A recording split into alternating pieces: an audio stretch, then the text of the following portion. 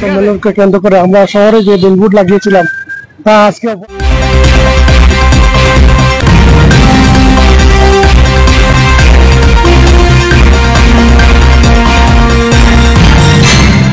দৈনিক মৌমাছি কণ্ঠ।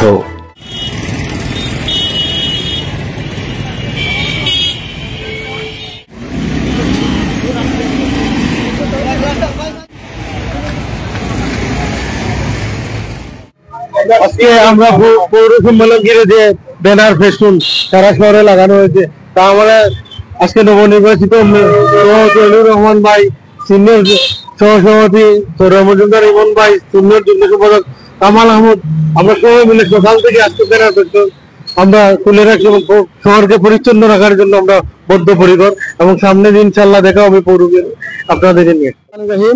জাতীয়তাবাদী দল মৌলভীবাজার পৌর শাখার যে সম্মেলনকে ঘিরে ব্যানার ফেস্টুনে সজ্জিত হয়েছিল মৌলভীবাজার, আমরা আজ তার নিজ উদ্যোগে আমাদের পৌর সভাপতি, নবনির্বাচিত সভাপতি জনাব অলিউর রহমান এবং সিনিয়র সভাপতি সৌরভ মজুমদার ইমন, আমি কামাল আহমেদ সহ রেজাউল করিম রেজা সাংগঠনিক সম্পাদক সহ এখানে ওয়ার্ডের নেতৃবৃন্দ আছেন, সবাইকে নিয়ে আমরা শহরকে পরিচ্ছন্ন রাখার জন্য আমাদের ব্যানার ফেস্টুন আমরা সব দিক থেকে সব রাস্তা থেকে আমরা তুলে ফেলতেছি।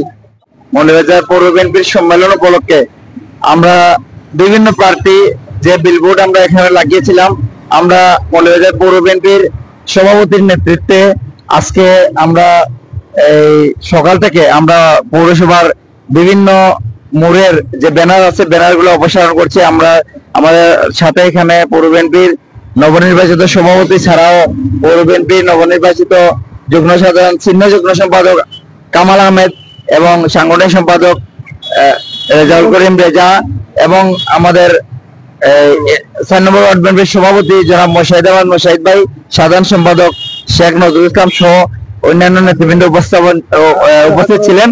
আমরা এবং আমাদের পৌর বিএনপির নেতা হায়দার আহমদ উপস্থিত ছিলেন।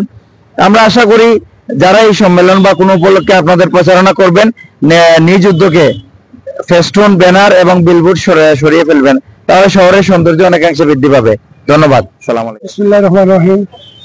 2025 পৌর বিএনপি সম্মেলনকে কেন্দ্র করে আমরা শহরে যে বিলবোর্ড লাগিয়েছিলাম তা আজকে অপসারণ করতেছি আমরা সবাই মিলে এবং শহরকে সুন্দর রাখতেছি। অনেক লোকজন বলতেছে আমাদেরকে যে অনেক সময় আমাদের বিলবোর্ডের জন্য রাস্তা অন্ধকার দেখা যাচ্ছে, অনেক সময় গাড়িগুলো ওপর থেকে ওপর দেখা যাচ্ছে না, তাই আমরা নিজেদের উদ্যোগে আমরা পৌরসভায় যে বিলবোর্ড গুলো লাগিয়েছিলাম তা আমরা অপসারণ করতেছি। সবাইকে ধন্যবাদ। আসসালামু আলাইকুম।